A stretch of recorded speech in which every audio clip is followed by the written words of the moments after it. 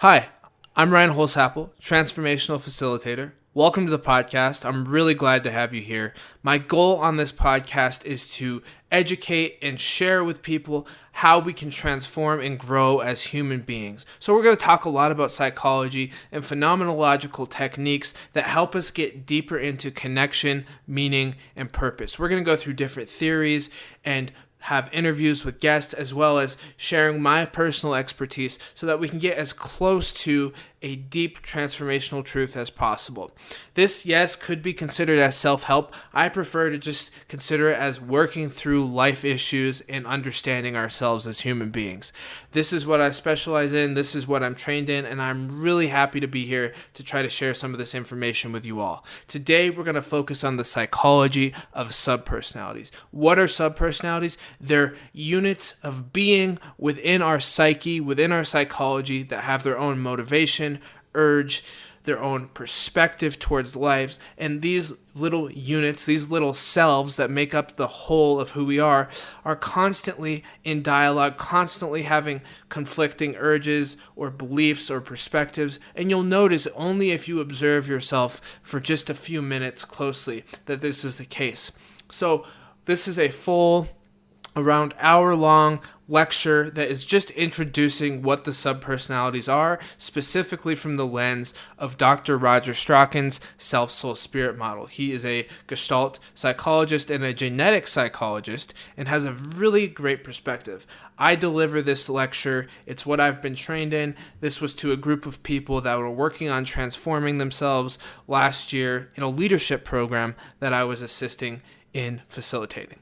So I hope you enjoy. This is just a taste of what's to come. We'll have guest interviews. We'll have myself going on monologues. And generally, we'll have very engaging and meaningful topics that can be applied to your life. Check out the links in the description so you can see my YouTube channel and any of the other social media handles that you might be interested in following, as well as hitting that like and subscribe or follow button if this is something that you're getting a lot out of and you want to support us and want to stay updated as I continue to release content. Thank you so much for tuning in, and I hope you enjoy today's podcast. So the self-soul-spirit model starts with the self. Who are you? Who are we as people? Soul is the life force, deep core energy. We're going to get into that. Spirit is the great mystery. We don't know. What else could it be? Is it spiritual? Is it of evolution? What's out there? That's a personal belief. But we're going to focus on self and soul. And I want to draw another distinction between science and phenomenology. We'll start with the science, and I'm going to make it as brief as I can, but it's important. And then phenomenology is life as we experience it. That's what this program is really about. It's about how can I have an experience that works for me and works for others. Science is an attempt to know objective truth, right? So the science, let's get into biology. And the very fundamental basis of this model is subpersonalities. This is the idea that we're all made up of various selves, okay? So a personality is a mode of being, perception, behavior, action that has its own motivations, goals, desires, needs. And personalities have evolved. So if you think of a very ancient personality, a hunter-gatherer, a personality is something that can act in the world. So a hunter-gatherer might have a full-fledged neurological circuit that is devoted towards hunting or gathering. That would be considered a personality. As we evolved and met our basic needs, we were able to expand into other pursuits. So we've got survival down. Then we start experimenting with social bonding and love and community and innovation and creativity. So all these different neurological circuits, which a neurological circuit is a circuit in your brain that allows you to act. You can't do anything without your brain. So it starts with the gene, the genetics, not just a single gene, and then that gets encoded into action through your brain.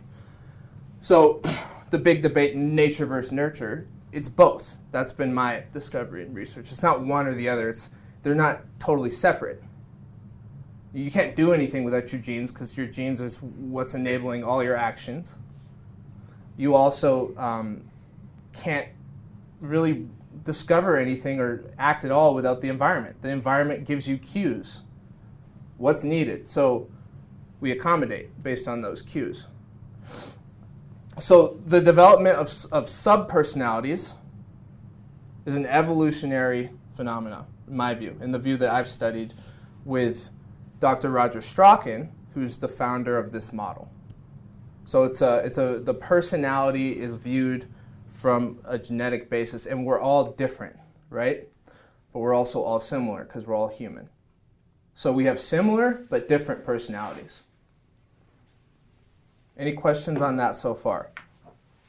Can you repeat all that? And again, if this scientific stuff doesn't land for you, don't worry. This isn't the important part of the practice. This is just for those of you who need context. I want you to have it, and then if you want to see the resources, I'll point you in the right direction of where this research comes from. But if you're not someone who's interested in that, just ignore what I'm saying and wait for the good stuff. But it is important that we have some context for those of us that want it. So it's not that one personality exists within you, right? Because then you'd only be able to do one thing. A personality is something that has its own goal, its own motivation. So you would be very constricted. So we have multiple different desires that conflict with one another. Have you ever had two conflicting desires at once? A part of me feels this way, but another part of me feels that way. So essentially you're in a battle with yourself about what to do with your energy. So this morning is a perfect example. I woke up at 4:45, did my reading for school. I have two subpersonalities I've identified that are known as philosopher and teacher. And I woke up this morning, they both came online. So you can think of that neurologically. Those circuits came online, so you got to do your homework, man. So that's what I'm doing. Did my reading. Those are the circuits I'm involved in. Done with that. Then my athlete kicks on. I have an athlete. So not everybody has an athlete. Not everybody's interested in doing athletic activity. But I have an athlete. And the athlete kicks on and says, man, you need to go for a run. But then my caregiver kicked on, which is another part of me, and said, if you run, you're not going to be able to walk your dogs, and your dogs are just going to be sitting around all day. You're not going to be taking good care of them. You can't run, because my dogs aren't able to run because of their joints. And so the caregiver is arguing with the athlete. And the athlete's thinking, man, I don't give a fuck about that. I just want to go for a run. Leave me alone. You know, and there's the battle right there. So the caregiver won this morning, and then after that, I had to go back to philosophy teacher and prepare the schedule for the day. Now, whoever wins the battle at any given moment, it just depends. The environment, the cues, internal drive. We'll get to life force, which is your soul, basically. Consciousness is what it is. That's what gives energy to a part. Carl Jung called it libidinal energy, not sexual libido, but he just viewed it as life force, life energy. So whatever part of you has the life force is the part of you that's going to act. And we can only do so many things at once, so usually only one or two parts of us are really running the show at a time. Right now I'm in teacher, philosopher, and guide. Those are parts of me that are able to teach, to conceptualize, and also able to listen so that I can see where the class is at. Later, I can almost guarantee you there's a part of me that's self-critical. I call it the black hole. It's only a matter of time. Maybe it'll be later tonight. Maybe it'll be on the next break. He comes over and says, man, you really fucked that up. You're not a good teacher. You don't know what the hell you're talking about. That'll happen. And then what do I do when that voice comes? That voice is going to come. I know that about myself. Then the young boy, little 6-year-old, which is another part of myself, sensitive, young, childish part of me, his feelings get all hurt because someone just told him he was a piece of shit. So now I'm sensitive. So that's how this model works. Different circuits get activated, and you go with that. Now, a subpersonality isn't constricted to a certain way of behaving. One subpersonality can do different things. For example, I have a challenger, and Dad and I had this experience together. My challenger used to deal with Dad by just telling him to fuck off. That was my way of dealing with my dad when I was a teenager. We had to grow through that, and my challenger had to learn how to be in that relationship by either not allowing himself to be involved or by using a different type of challenging. A challenger, to me, what it is for me, is a part that likes to defend and protect so that I can't get hurt. So it's protecting young boy, really, is what the challenger is for me. So you'll get to know what all your different personalities are.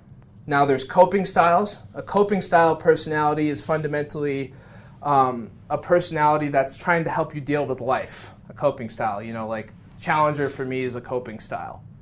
I coped through challenging other people and getting angry when I couldn't handle something. Sound familiar? Fuck you. Okay? There's the genetics. Okay? Wait, I just rolled up. Really, it wasn't that. There's the genetic piece. So we do inherit these capacities, but it depends. Sometimes they're not directly from our parents. Sometimes they're from other parts of our ancestry. And depending on what happens in our childhood, in our life experience, different parts will get activated. If you had a really tough childhood, then most likely certain parts got activated that might not have in a different environment. Okay? So it's not black and white. The environment's very important, and so is the biology of who you are. And we know that no two human beings are alike. Strachan says that all the time. That's been biologically validated. Not even identical twins are exactly the same biologically. So we're all different. We all have different ways of dealing with life. And we all have different experiences, which means that we're going to develop different neurological circuits that are going to encode behavior onto the world differently. Make sense? So nobody's the same. So comparing ourselves to others is essentially futile because it doesn't make any sense because you're literally not that person. You can't be. It's impossible. So let's get this next part up here. Any questions so far about that? The science or the subpersonalities? So those personalities you were talking about are yourself right now? Correct? Parts of me, yeah. Yeah. So it's not your soul yet or spirit. That is just yourself. That's just myself. Or selves, And what you find is that those personalities are activated by the environment? Partially. So Dr. Strachan taught me, and I do believe this, that the stronger the part is, the more it'll push against the environment. Okay? Now, if the part's not quite as tenacious, the environment will push against it. So it just depends. For example, he uses, if you come into the world with an IQ of 200, you're going to be taking care of everyone. And IQ is genetic. That's been validated. But, on the other hand, if you come in with an IQ of 70, you're going to be bagging groceries or you're going to be being taken care of by the world, by the environment. That's just one example, of how we're different. It's not good or bad. That's the thing with this model. It is what it is, and it's not good or bad. You just are who you are. It's that simple. You just are who you are. It's what you do with it that matters. So how am I going to be the challenger? If I have a challenger, it's safe to assume that I have that part. That's a part of what it might change and morph, and depending on how much you believe in the ability to completely transform, it might not even look the same by the end of my life. But fundamentally, if you have endogenous depression, it's not reasonable to expect that you're never going to feel that, right? And now, there are people who have reported experiences where their depression went away completely. And that's great. But I encourage people not to assume that that a part of them is going to go away. To assume that you're stuck with this guy. You live with this guy. He's a shitty roommate, or he's a great roommate, depending on which part of you is judging him. And it is what it is. So, how many subpersonalities can a person have? If you take it all the way down to the instinctual level, we have personalities that are just circuits designed to feel thirsty. So those are all things we share. But we're talking psychologically. Typically, we try to get people to get it down to between 12 and 24, because then you can work the model. If you've got 50 subpersonalities up on your map, you're screwed. You can't. That's not manageable. So what is a workable model? A workable model is something that you can use that is manageable within the framework of I can look at my subpersonalities, I can see how they're working in me, and it's an abstraction. You know, you're doing your best to figure out what's going on. Roger always says, we're doing this in lieu of the genome until the genome's able to just map it out for you. That's what he thinks. That's his opinion on it. I kind of like this way of doing it. I hope that the genome doesn't just map it out for us, because then we get to be creative and get involved with defining our own personality. So while you're mapping out your subpersonalities, you got to ask yourself, what part of me is doing this? What part of me is deciding who I am right now? Is it a judger? Is it a trickster? Is it intellectual? Is it an artist? Who gets to decide? Just be aware of that while you're mapping it out. And then you'll have parts of you come up that say, I don't like that part. Let's not put that up there. You don't get to do that. You don't get to. That's one part of you making a decision for another. So if you have a part of you that's difficult for another part of you, then you just put it up there.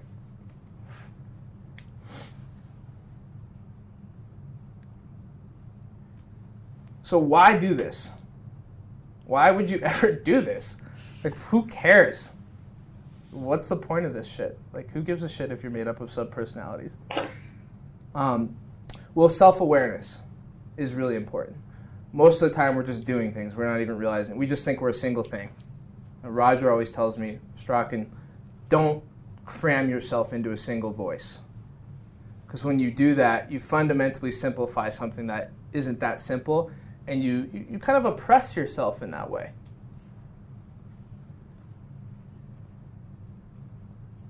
Try to be only one thing all the time. The truth is, you're really full of contradictions. We all are. I want to go for a run, but I got to walk my dogs. That's just life. I mean, that's just true.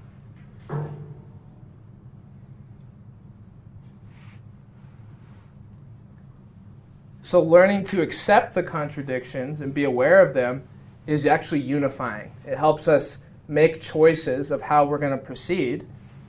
Like, I'm going to walk my dogs because that's what I'm putting first right now. That's not coming from a place of reactivity. That's coming from a place of being mindful of my choices and knowing I'm listening to what different parts of me want.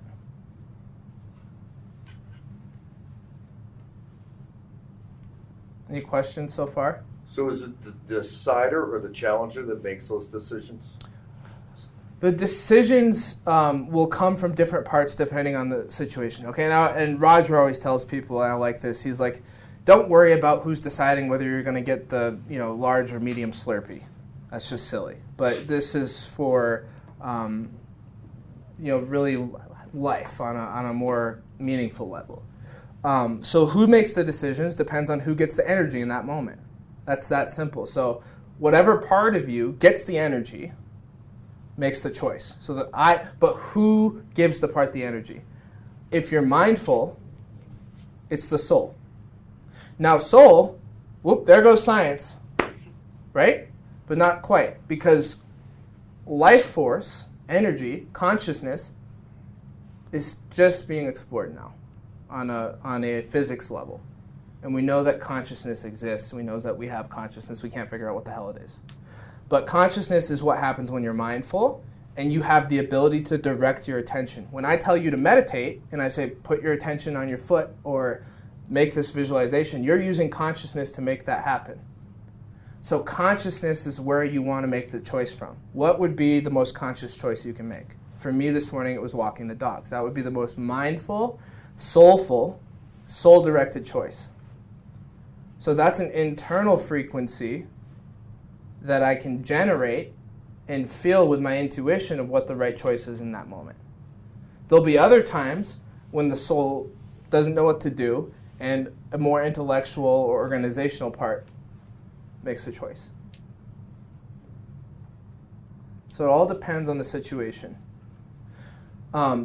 This model is really something that you have to utilize and work on a daily, weekly basis. So once we get you out on this exercise where you're identifying the parts of you, it's something that I want you to be interactive with. Okay, so there's different ways that we can do that. There's the empty chair technique. Can I borrow that? Which is a dialectical process. Has anyone here heard of the Hegelian dialectic? Okay, so Hegel was a philosopher. He had this idea that there was, three components to a process that moves forward. There's thesis, antithesis, and synthesis. Okay, that's how things happen. In business deals and conversations, there's a thesis, there's an antithesis, and then there's a synthesis, which moves us forward. So there's a contradiction. And then there's a reconciliation of the contradiction, which allows movement. That's how evolution really works, really. It's like tension is building organismically, and then it has no choice but to either die off or explode and grow to the next level. On a side note, Piaget found out with his theory of cognitive leaps that we make these cognitive leaps. So how we learn is there's this maximum energization and this maximum confusion and disequilibrium.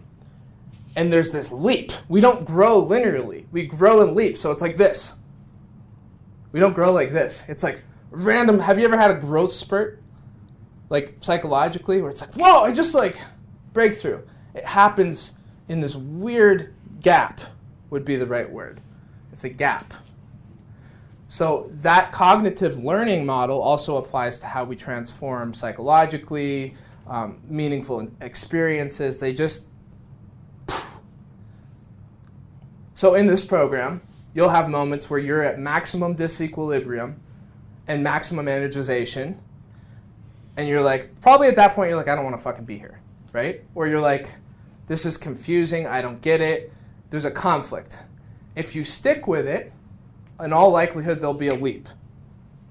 It's just a matter of time. Some people it takes longer than others.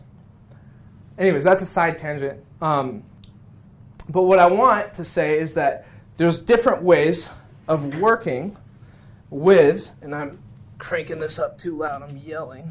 There's different ways of working with these subpersonalities. Empty chair technique, this comes from Gestalt therapy.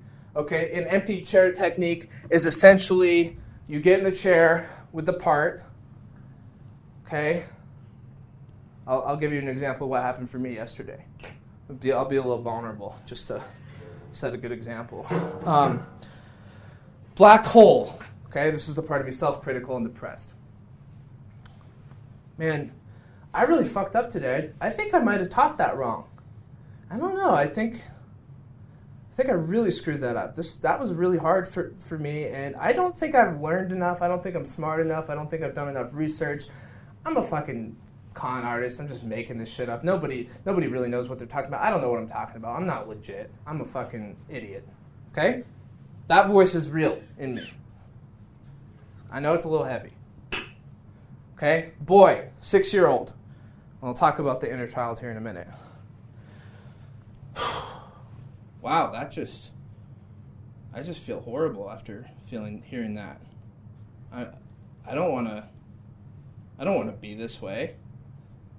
Nobody loves me. I don't feel cared for or loved. Okay? So there's something, a voice comes in, somebody takes the brunt of the blow. How do I resolve that conflict? Well, there's a lot of different ways. This is creative. This is, how are you going to resolve? If that was your conflict, how will you resolve that conflict? So I do a meditation, and I take all the parts of me that I know that could respond to the black hole and protect the boy. So I take the seeker, which is a part that's spiritual, likes to seek spiritual meaning. I take the joker, which is a part that likes to make fun and be sarcastic and poke at things and laugh. I take the, what else? I've got the soul here. There's another part in there. A little bit of the challenger to help protect the boy. And I look at the black hole and I just say, get another chair or whatever. You can also do this in your journal, just like a dialogue that you're writing down, depending on what works for you. And I poke fun and say, well, you're always saying shit like that anyway. It wouldn't matter if I fucking won the Nobel Prize. You'd still be an asshole. So what does it matter? What do I care what you think? Okay? The seeker says, we're doing great. We've been making progress. I know that we're always going to have something new to learn. And sure, we might have made a couple mistakes, but that's all right. And the challenger says, yeah, dude, get the fuck out of here. What are you talking about? Okay? So that's how that works. So then I felt better immediately. It works. Because you are engaging the process. Now, if I didn't do anything, the depression would fester and I'd be Eeyore all day today. I don't think I could teach. I feel my stomach hurts. Something like that. So that's how this model works. Dr. Strachan called his Center for Creative Choice. You are who you are. What are you going to do about it? It's your choice. What parts of you do you want to use? Any given situation, you have a creative choice. Center for Creative Choice. So this is all about learning how to make a creative choice. So that was my creative choice of how to deal with that conflict. Could have done it a million different ways, and that's the way that worked for me. Now, in order to do this, you have to take responsibility for anything that you feel at any given moment. From this point forward, if you're going to accept this as a model, nothing that you ever feel is anyone else's fault. Doesn't matter if someone murders somebody or steals something from you. It's whatever you're feeling is your responsibility. So what are you going to do about that?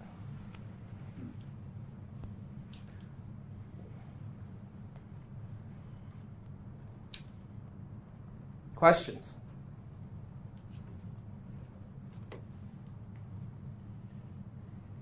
Are these not the inner voices that, they are, right? They're the inner voices that play through our head Yes. all the time. Yes, exactly. That dialogue happens Right. often. Exactly. Yeah. Always having a conversation. Right. Always something going on back there. So is it your id and ego and superego that are... Well, Freud had, so according to Strachan, that's simply id, impulses, Right. instincts, personalities that want to do things, I want to have sex, I want to get this, I want to do that. It's just boom, I have urges. Ego, well, pump the brakes, man. We've got this big society, superego. We've got this big superego society we got to deal with. We can't just be walking around doing all that stuff. So really it's just parts that want to do things, a part that says ego, which ego doesn't mean anything besides a part of me that is in my first person consciousness. Ego is just a word that people use. But ego, part of me that's in my first person consciousness that looks at myself as an I, which may or may not be arrogant, says, we can't do that. So let's make a compromise. It's a managing. So I'm not going to steal bread. I'm going to, figure out how to make a buck so I can buy bread. Okay, that's and we all have parts like that, unless we are psychopaths who don't have parts like that. That's that simple. They didn't come in with a part like that. So they missed the link somehow, and they don't give a shit about stealing your bread. They don't have the regulating force. So superegos just means societal norms, expectations. Does that make sense? Mm-hmm. So empty chair technique, that's the Gestalt model. It started out as top dog, underdog. You'd take the part that was the top dog and then the part that was the underdog, and then they'd have a conversation. But now it's just any parts of you that are in conflict or confrontation. Now soul is a great place to be able to work from, because when you're in soul, let's say you're in that deep mindful place, or you go down the stairs of that meditation, which I have a link on YouTube too I can share with you, and you're in that light, that's soul, that feeling. You can actually speak from your soul. You got to practice it. And soul can send energy to parts or respond or set boundaries, okay? And that's all possible too. But I encourage you, get in dialogue with yourself. Be weird, just like you were out there talking to that tree. Get really weird with it. Talk to yourself out loud. This is something that if you do it, it really works. It really works. It's a great therapeutic technique, and you're your own best therapist with the model. You got this. You can do this. Now, it's helpful to have another person. I'm going to be meeting with all of you to help you refine your subpersonalities, figure out what's going on. But anytime you have a conflict or anything's going on, just get in the habit of taking some time, 5 minutes, and having a conversation with yourself. Seeing what happens. And the conversation might be just like butting heads, but at least you're growing awareness, right? There's often times when the conflict is so strong between two parts of you that it's just like this. It's like me and my dad, trying to argue about something when I was a teenager. It's almost irresolvable. But that awareness over time will generate solutions. So just keep sticking with it. Can I say something on that? Absolutely, please. Yeah, so I have a part, it's righteous. And it's fucking lights out. Righteous comes up. It's just like, did something wrong and I'm right. And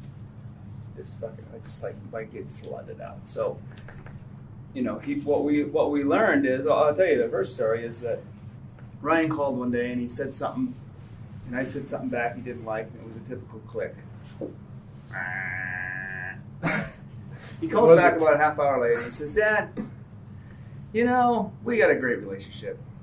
But it could be a lot better. I don't tell you things. I don't really share with you. We have a good relationship, but, I said, oh, great. And we talked a little bit, and I thought it over, and I called him back the next day. I said, well, you want to go to work on it? He says, what do you mean? I said, I know this guy, Roger Strachan, and he does parts work. And this work also was a pivotal thing in saving my marriage. My wife and I did this work before this. But anyway, so we both went. Roger came up and worked with us, and we found that his challenger triggered my righteous. And it was like immediately, boom. Mm-hmm.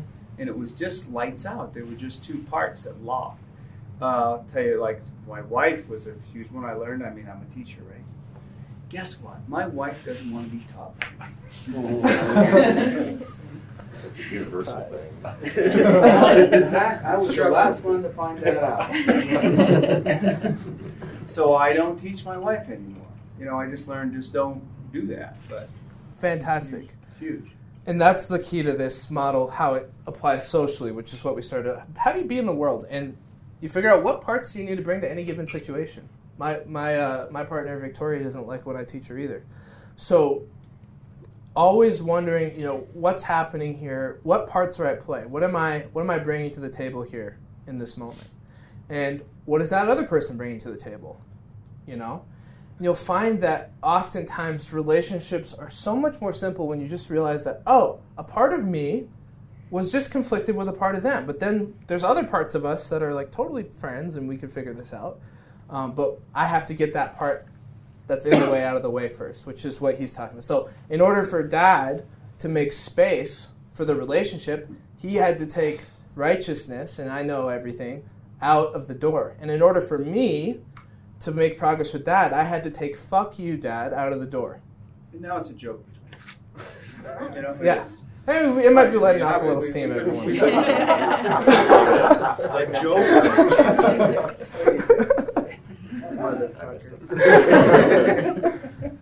Yeah. But we couldn't do this. No, this wouldn't have lasted 2 hours. Yeah. The first day I would have been, fuck you, I'm out of here. And the whole class would think, what the hell is wrong with your son?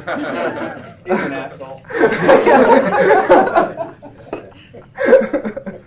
So that's the model. Now, in relationships, take accountability, and especially with the intimate partners that aren't gonna like judge you. I'm not suggesting you go do it at the coffee shop with a random stranger, but my partner's name is Victoria. Hey, Victoria, my challenger really is upset, and I'm really working with him to calm down right now, and I just need some time because I'm just not going to be very nice to talk to until I get this figured out. And I want to figure this out. You know, my caregiver and my lover want to figure this out with you, but I need some time. You know, and if you want to talk to my challenger right now, all you're going to get is a fight. So can we time out? That's taking responsibility. Sometimes she gets annoyed. She's like, like, you're always doing this self-awareness bullshit and whatever. But it works. It actually softens her up, you know, even though she puts up a false front at first. Because people like authenticity. They do. People like it when you're honest. They don't like it when you're fucking snaky and lying and trying to be someone you're not, you know. They don't like righteous anger that's trying to act like you have something to prove, or that, you know, they like it when you're just like, man, I'm really angry and I don't want to feel this way. And I know I'm probably full of shit, but this is what I got right now, you know? I'll add one more thing. Go. I use mine anytime I'm going in a new situation. I have a traveling lines in my briefcase. Like, because if I'm going into a business meeting, you know, I have a negotiator. He's powerful. But if I'm going to a vacation, I don't want to bring him. Right. You know, I might, you know, bring him as I'm setting up the trip or something, but I wouldn't want him to go on the plane. Right. You know, it just wouldn't be a fun vacation. Exactly. At all. So I have, you know, I have a little boy, a 5-year-old little boy that I try to take. You know, I try to take some of that, something that's more fun, and bring my father in me, bring my husband, bring joy. You know, anyway.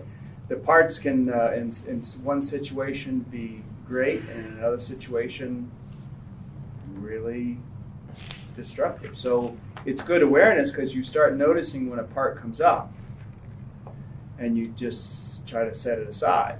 Or over time, you can reposition a part. Like, I have a sensitive. Believe it or not, my feelings get hurt really easy. And I historically wouldn't give a shit about you.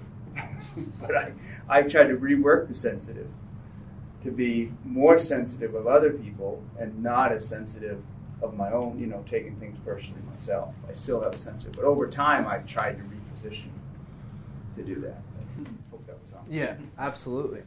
Yeah, and the sensitivity runs through our family. You can see it in my sister. Colton has a little bit of it. Hey.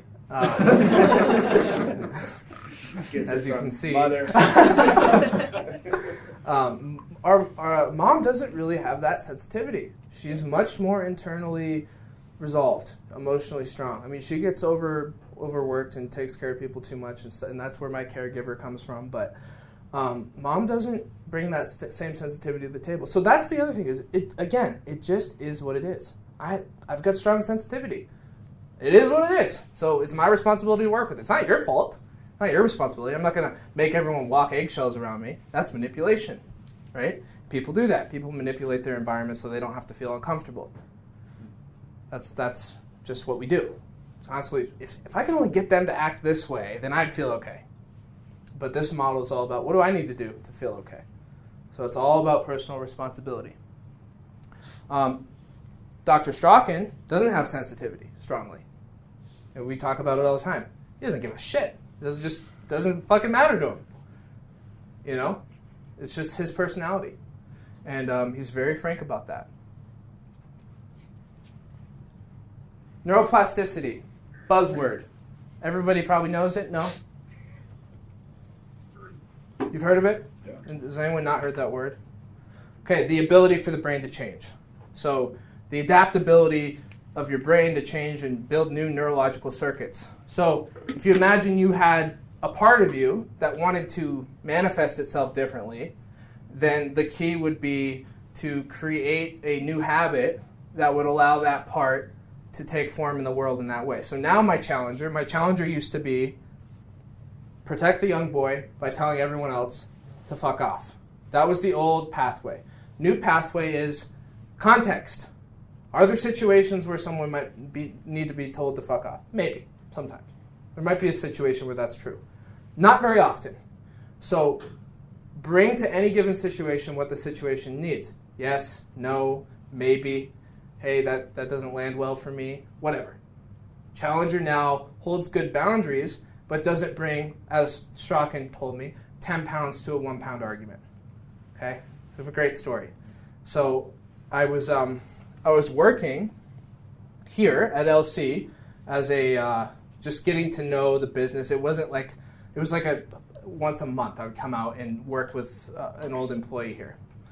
And we had a confrontation, the old employee and I. And the confrontation was something like, hey, Ryan, I need you to do more here. And sensitive kicked on. This was years ago. Challenger kicked on. Fuck this. I'm out of here. Fuck you. Out. So I'm left, because that hadn't happened in a while. I had really worked really hard to control my temper at that point. So I'm left feeling really depleted, because I'm like, I just totally conducted myself in an awful way, and I'm in this conflict with this person, and I feel horrible. And so I called Roger, and he said, well, Ryan, you brought 10 pounds to a 1 pound argument. You know what? All you needed to say was, well, I don't really want to work here anyway, so see you later. But instead I went full Rambo. Okay? So Rambo is great. If somebody was trying to kill me, I'd need him. Okay? He's there for a reason. But Rambo's not for civil discourse. So I've had to learn that. So now somebody says, hey, Ryan, I'm pissed at you. I can feel the urge the adrenaline goes up, and I can feel that my temperament wants to pounce. But I've got a new neural pathway now that breathes and says, it's all right, buddy, just relax. And I know it's about the young boy. That's the bottom line, too. I'm aware. I'm like, I don't really, I'm just sensitive. That's all it is. I feel threatened. So I want to fight. Ancient biology, fight or flight. It's that simple. Fight, flight, or freeze. A lot of people have more freeze. They're traumatized. They have parts of them that are stuck in trauma. You might know someone. You might be like that yourself sometimes. Freeze is a response where we don't know what else to do. So we just freeze. Okay? Now, say one thing there? Yeah. Oh, no, is this all right? Go for it, please. So there's a new neural pathway, but there's another concept that, I don't know if Rob made this up or not, but it's The Grand Canyon? The Grand Canyon effect is that the old pathway is deep. So you have a new pathway, but oftentimes, it's the default is still it gets on the side bank of that Grand Canyon and goes, oh, you just gotta get me back up. Exactly. It just wants to hijack you. It just wants to, because it's so, that anger or whatever it is, or fear, or... Yes, and that's where being realistic comes in. A lot of people love transformation. They love the idea of transformation. I'm going to go transform. But it's a process, and to be honest with you, my depression hasn't gone away, and I've been working on it for a decade. It's much better. It used to be a week or two at a time. Now it's like it comes and goes a couple hours. Okay, but it still comes.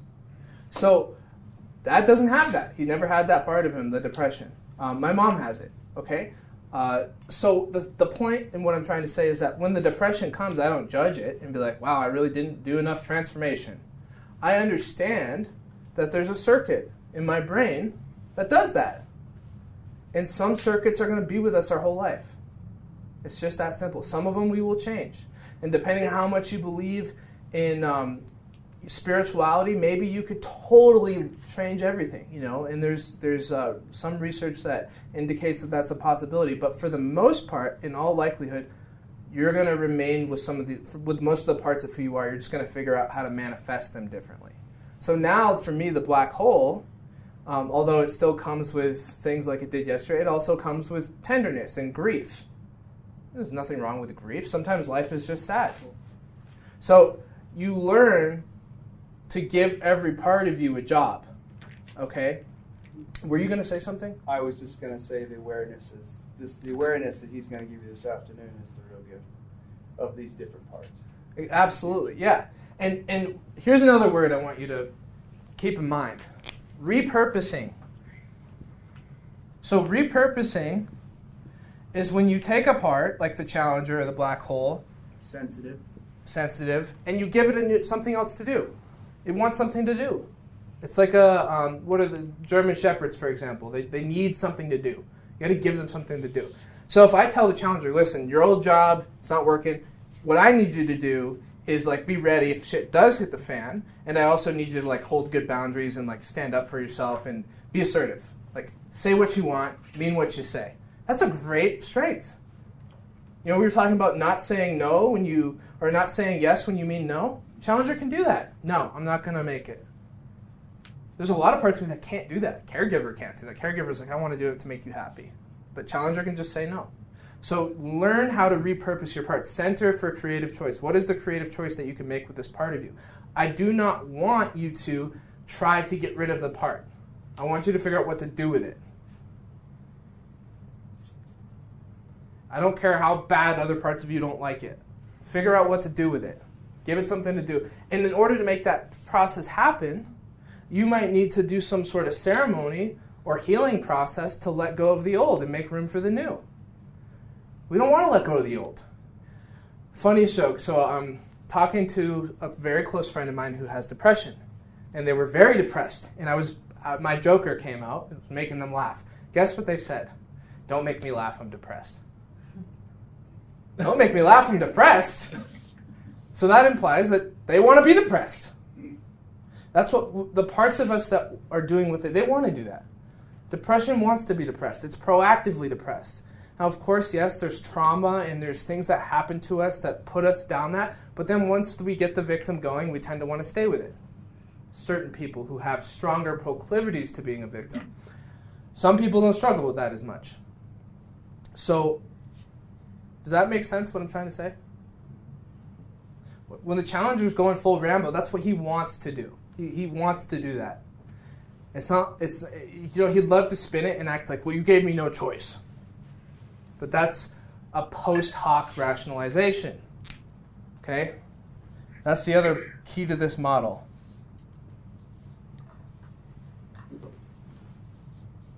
And this is a Strachan quote that I'm about to give you. We do what we want to do at any given moment. Human beings are the only species that do what they want to do at any given moment and then make up a reason why.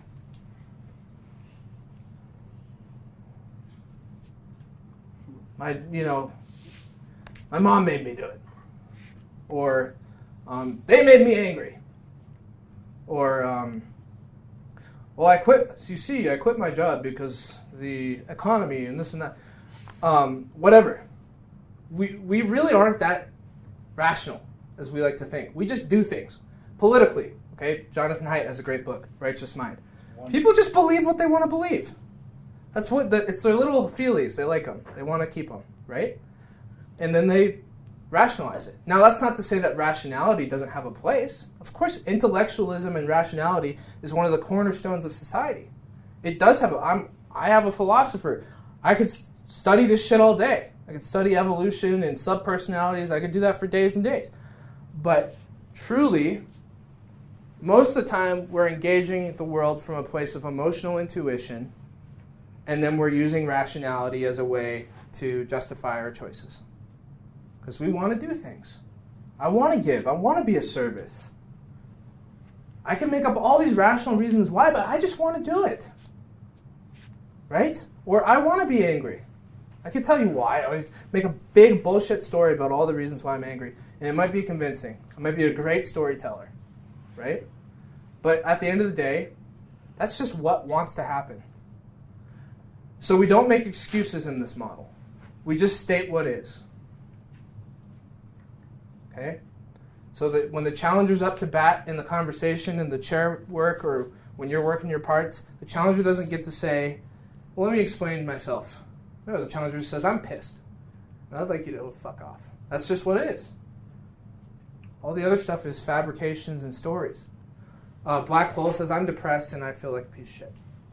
So, is that making sense? State what is. Is there anything confusing about that? Right, could you clarify why it's important for you to take responsibility for your emotions more so than putting it on others, and how that empowers you? Yeah, that's great. I mean, almost the answer is in the question, and there's more to that, because you're totally powerless if you give someone else your power. So if it's someone else's fault, you have no power. That's simple, right? I mean, even if they did do something wrong, why give them your power?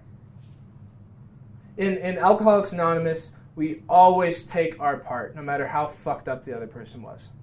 And I'm a recovering alcoholic. Been sober almost 10 years.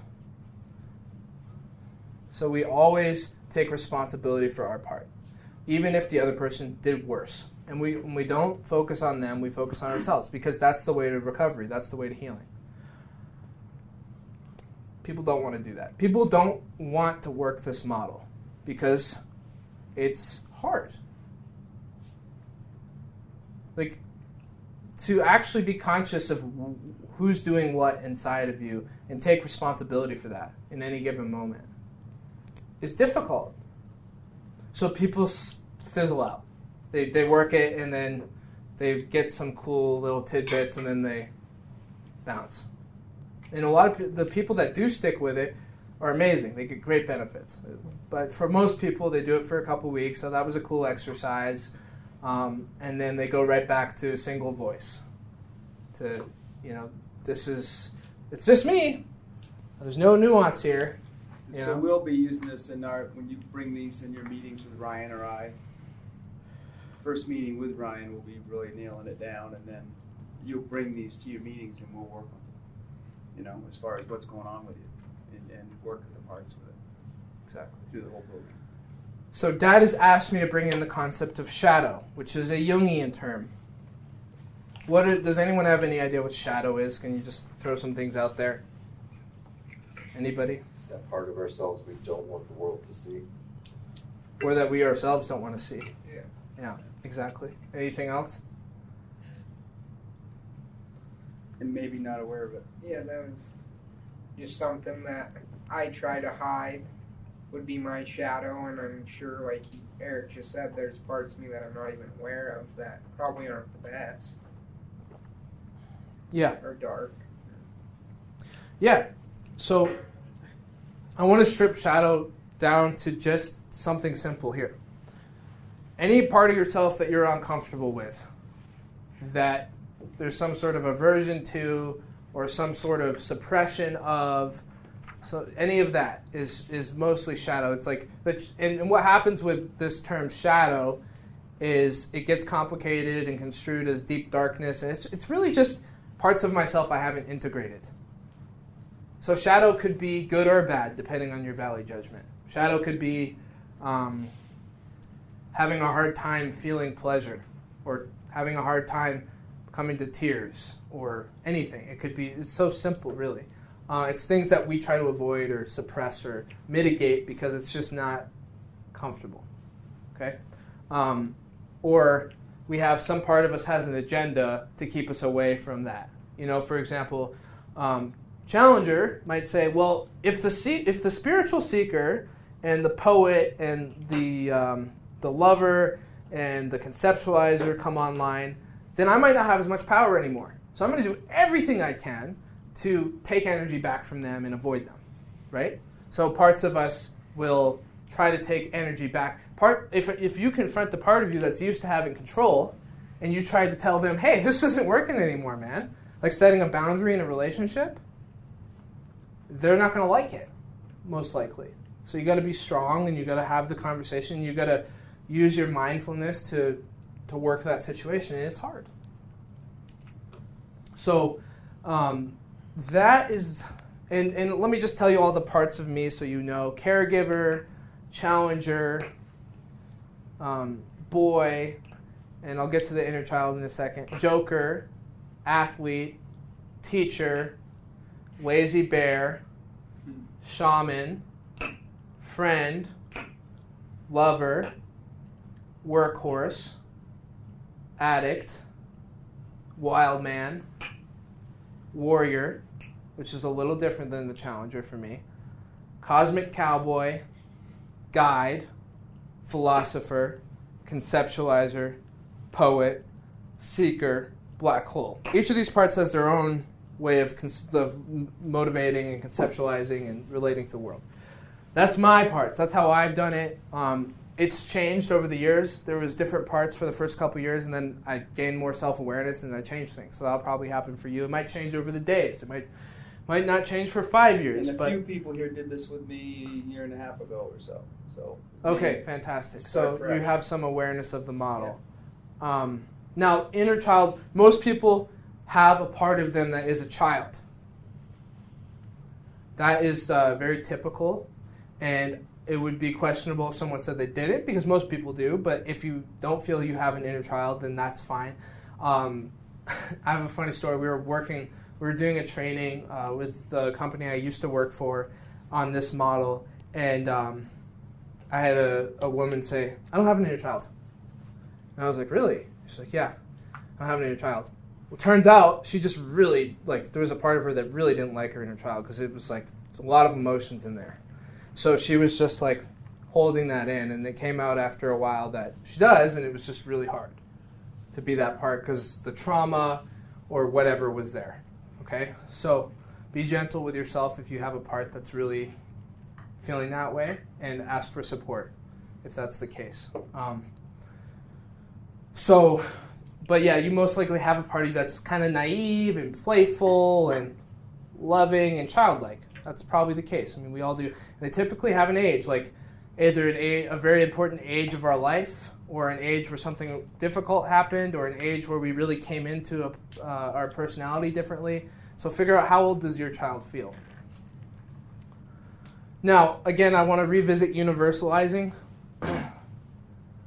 Again, nobody is the same. Don't assume that other people have parts like you, because it's just not the case. And just remember that you're a unique human being. So whatever you bring to the table is yours. And don't expect yourself to be like someone else, and don't expect others to be like you. That's not right. It's not fair. So, and there is no value judgments. Again, no value judgments. That's kind of weird for us Judeo-Christian Westerners, because we have rights and wrongs and goods and evils. The black hole is evil. While that might be true objectively in a spiritual or religious sense, that's not how we work this model. This isn't a debate about the religious truth of that matter. This is just, we don't view parts as good or bad. I got a question for you. Yeah. When you were first going through this, did you find that one part of you kind of mentioned, noticing which part is choosing another part? Yeah. Did you find that one part of you was really trying to control choosing? Yeah, for me it was like the philosopher conceptualizer, trying to make a map. Mm-hmm. And be aware of that if that's the case. Yeah. Does that answer your question? It was like I really want to map this out, and so it can get a little construed with trying to make a cool map rather than actually just saying what is. Yeah. Yeah. That's kind of what I was. What I invite you to do is to close your eyes as you're doing this every time you need to, and reset and ask yourself, who else is here? Go to your soul, surrender. Who else wants to come up to the table and tell me that they exist, or who else exists? Do it from a place of intuition rather than a place of trying to rationalize or force things, right? And just be aware what parts of you are judging, what parts of you are trying to run the show, having a lot of opinions about you or about different parts of you. And just, again, awareness is curative. So just be aware of that and come back to your intention, which is just to allow things to be. This value thing is going to come in very important, because you'll notice how judgmental we can be about certain parts. So we're going to keep hammering that in. Let go of the value. Yeah. Just allow it to be. And I'd say set whatever definition of ego today, but set your egos aside, and this is a safe space. Don't be afraid to put a part out there. You can also take a part down later. You put them up and you say, that's not really, it's your model. This is going to be yours. So don't be afraid to, come out with something and see how it sticks, whatnot, that sometimes we don't want to show, say, oh God, that wouldn't look good. This is the time in this space to show it, Yeah. Absolutely. Yeah, and the whole ego thing, to me, just for and that's just a personal preference, where how I study and read psychology is ego doesn't have any meaning. It's just a word that's been misconstrued. Of course, there is arrogance and there is certain things that are conflated with ego, but I would just view that as a certain subpersonality that is being called ego, which I just think it's a blanket term that gets thrown around. However, it's a useful term in that we have defense mechanisms that come into play that are buffering us against reality and trying to help us either protect ourselves or gets us into a pathological experiment with life where it's like, oh shit, like I was bracing too hard trying to protect myself, and then that ended up having consequences. So it's a useful term. I just think I'm a little bit counterculture with it personally because of my challenger. So, okay, other piece. When you're doing this work, don't speak about the part, speak from the part. Okay, so I am the teacher, philosopher, and right now I am teaching. So you don't speak about it, you just be it. And then you switch and you speak from another part that wants to speak. That makes the model real. It brings it to life. You're breathing life into the model. That's the gestalt. Gestalt is about being, becoming. What become the process. Don't just think about the process, be the process. So it's it's kind of a psychodrama, right? It's like you're putting yourself on stage and you're allowing yourself to express what's there. With journaling, it's a great exercise. You can actually do a dialogue that's written down. For those of you who are less, what's a good word? About presenting yourself. You're less inclined to present yourself and be an actor or an actress. You might be a little quieter in your process. You might talk a little quieter. I'm very animated. That's just my personality. Those are parts of me that get animated, so that's how I work it. For some people, journaling the parts or doing quiet reflection and sitting from one chair to another, or going out into nature and mapping out all your parts with stones and talking from one stone to the other and having some really nice solitude and self-reflection. What is the goal of the work? The goal of the work is the process. There's a great Choi Gyum-Trungpa quote, a book that he wrote. The path is the goal. Do the process and things will happen. Stick with your soul as the authority. The soul is the authority. The soul is the one who decides. The buck stops with the soul is what Roger says. So you want to let the soul have the control. So can I just say something? Please. There? Is that that may not be the natural state of your life up and through this point, but the goal of this program is that's the constant enlightenment, is that you look inside. Your soul is making your choices. You have a soul-driven life. And this is a model that can really help you with that. So when he says that, it's consistent with that. Look inside. Identify this. When I started doing this work, I didn't know I had a soul. I just hadn't spent the time to look at it, and I said I believed in God.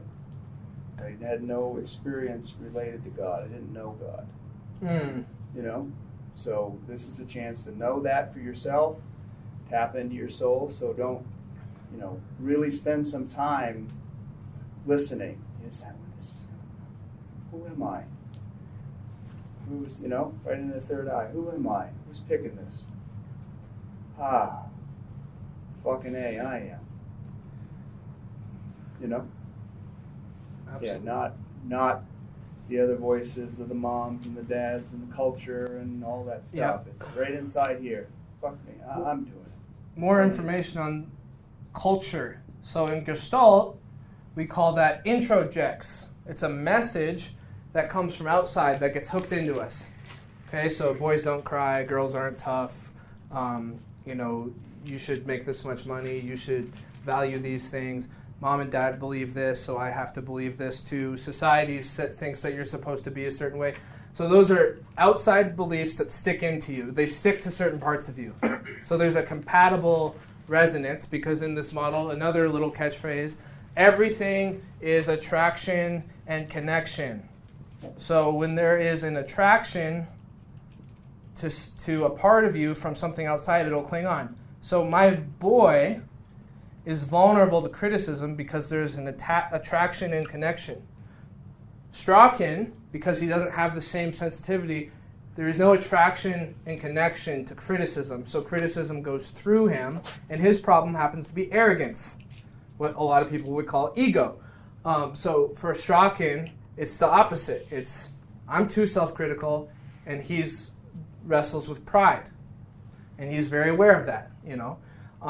So that's something he shares openly and that we talk about. I can say another example of that too is like critic. A lot of people have an inner critic. But most people have a critic of one kind or another. It's like, damn, idiot, Some of us, I have a critic, but my critic is, damn, you idiot. It's an external critic. Yeah. So there's internal critics and external critics. Yeah, and a lot of people have an inner judge or an inner critic that's either externally or internally oriented. So even there might be a party that's judged me, right, on the stage. That say, well, fuck that, or that doesn't make any sense, or whatever. That's a part. That's one of your parts. So it's not good or bad. It just is what it is. Or there might be a party that's sitting there. I'm not up to this. I'm not up to this model. So that might be more of a self-critic. I'm not capable. So self-critics are another popular one. Archetypes are a good way, and we're almost done, so hang in.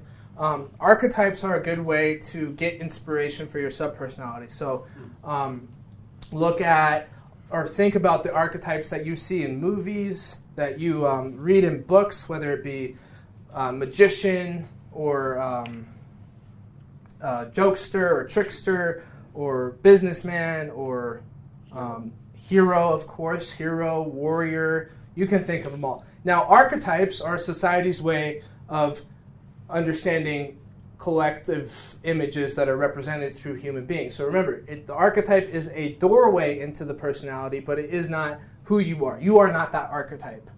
The archetype is helping you understand something about yourself. How am I a warrior? How is my warrior unique?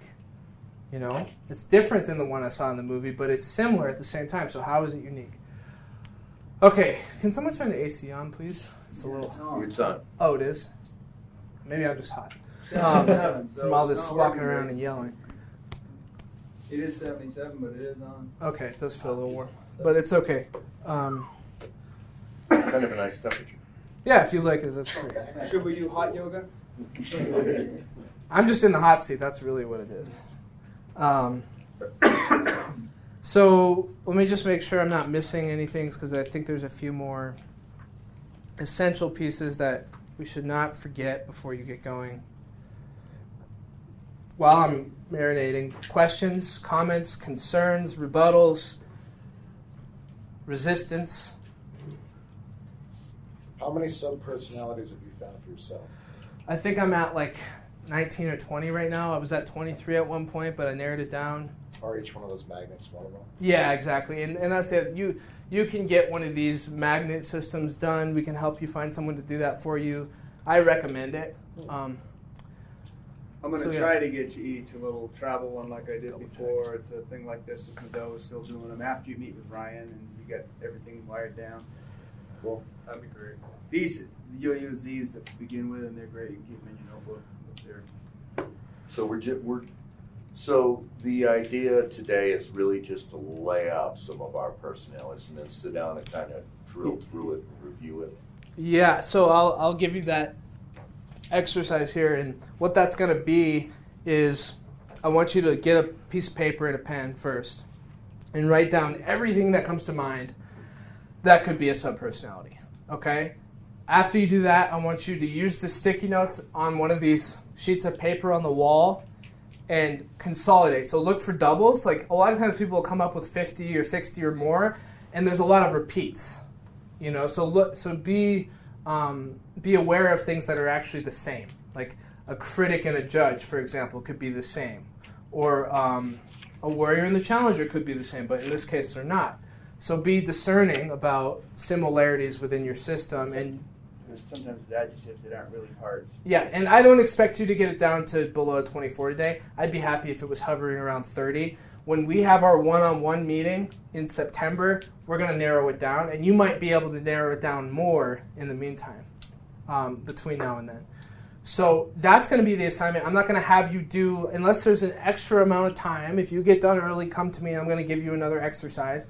but I'm not going to have you do the empty chair technique or any real exercises with this. I just want you to get to know what they are. And as you're moving through them, just feel what that's like to you. And then your homework, if it fits in with everything else, hopefully, will be to implement this model as a part of your ritual, your routine, and to start talking from the different parts. Okay? And then when we get on one-on-one, we'll actually be more interactive. We'll be doing stuff like the chair technique if we have time, but essentially we're just going to try to get you a functional 12 to 24 parts if we can. If it's 25 or 26, it is what it is. But see if you can narrow it down without. And in the book there is a good part of mine, not all that you see there. Yeah, and I have more resources. I have interviews I've done with Dr. Strachan. I've worked very closely with him, been certified, trained with him, and we've got that on YouTube. We have articles and essays and all sorts of stuff that will help you understand this model. I could talk about it all day, but really the best way to learn this is to do it. So coping styles, talents, I'm giving you categories, and I'll try to write these down after. Coping styles, talents, characteristics like proclivities, athleticism's one, intelligence, creativity is another category, imagination. Some people have more vivid imaginations or are really into fantasies and stuff like that. Intellectualism.